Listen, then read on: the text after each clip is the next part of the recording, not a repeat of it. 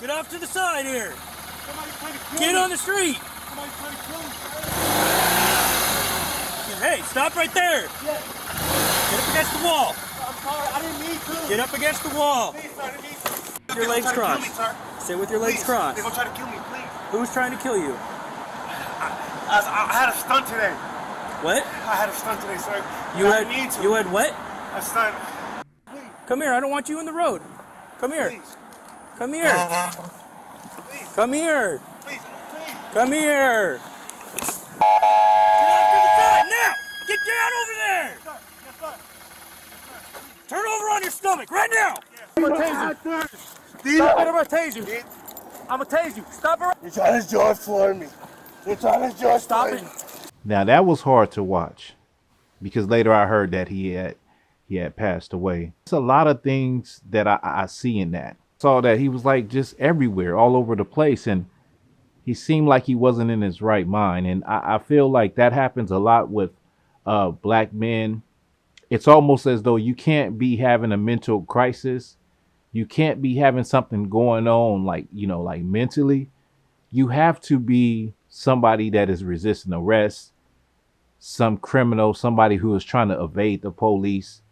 You can't just be somebody that is going through something mentally, like a mental breakdown or a crisis or anything like that. It's very possible, but when it comes to black men, it's almost like it's not possible for us to just be going through something mentally and having a breakdown in front of everyone, right? And he just seemed like he wasn't there, and he was looking there, looking everywhere, and he was saying someone was trying to kill him, set him up, somebody's trying to put something in his car. He was literally having like a meltdown to me, and I don't know if people don't see that. I'm sure the Kens and Karens of America would not see that. They'll just say, why is he resisting? He shouldn't have resisted. But what I saw was like somebody that was going through either he was going through some things or, maybe he was on drugs. We have yet to find that out, but you know how the story always goes, like just from being from the streets, when you look at somebody, you could tell something ain't right. And that brother didn't seem right. Now, when we talk about mental illness or having mental issues, it's like, okay, he was a teacher. So of course he didn't have mental issues, but he could have been going through a meltdown or something wrong with him on that particular day. What this illustrates is that as a black man, you cannot have a mental breakdown. And also as a black man, you should know that if you're going to be under the influence of any kind of drug, you also increase your chances of running into the police and also increase your chances of being killed by the cops. And we haven't examined the fact that, a lot of our issues come from the decisions we make, like doing drugs, like putting ourselves in harm's way. But that shouldn't be a death sentence. This is an issue that they need to call some type of professional out there to calm you down. They need to get, paramedics out there. You're on the ground, you're handcuffed. How can you not move if you're on the ground, on your stomach, handcuffed with grown men on you and someone's tasing you? You're going to move. That doesn't even make sense for somebody to say, stop resisting while they're tasing you. It makes no sense at all. You don't see these things happen at the rate with other races as you see them happen with black people. That's just the facts. That's just reality. And that is the part that is unjust. That is the part that is unfair. That is the part that is excessive.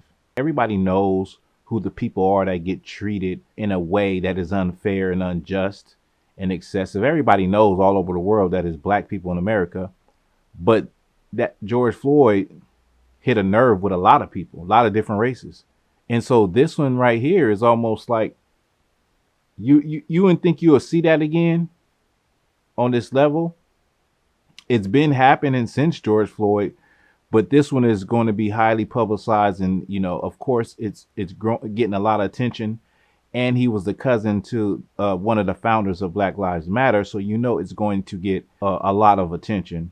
But there are some things to consider. And some of those things to consider is our behavior as black people, making better decisions, and also for other people to understand, is that we can go through things just like everybody else. We could be having a bad day.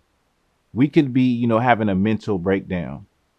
We could actually have mental problems and, messed up mental health. Black people can have that. Black people ain't just criminals and people that are unruly and people that want to resist. Like, it's okay for everybody else to have mental deficiencies when they come in contact with the police.